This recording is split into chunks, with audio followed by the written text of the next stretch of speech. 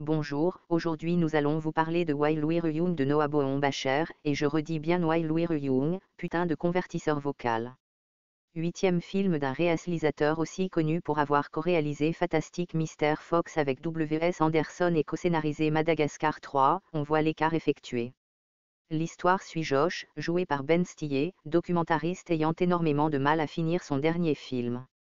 Disant tout de même qu'il est dessus. Dont le chemin croise la route de Jamie, joué par Adam Driver, jeune réalisateur apparemment fan du travail de Josh. Les deux vont se lier, le quarantenaire apprendre à redevenir jeune jusqu'à ce que les dents longues du jeune louveteau commencent à heurter la sensibilité du vieux loup.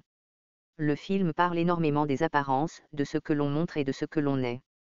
Personnellement, j'ai à force de voir des films appris que le documentaire réaliste n'était qu'un leurre.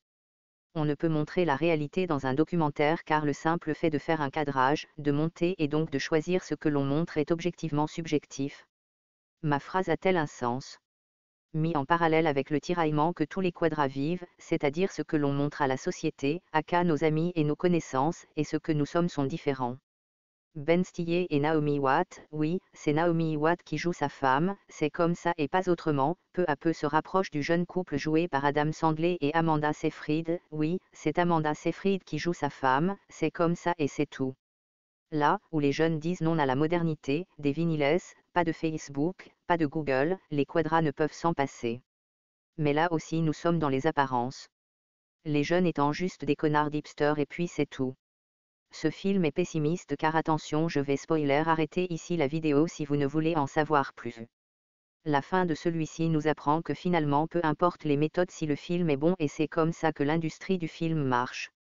Peu importe les méthodes, seul le résultat importe et c'est le plus connard et manipulateur qui emporte la gloire à la fin. Reste finalement à s'accepter.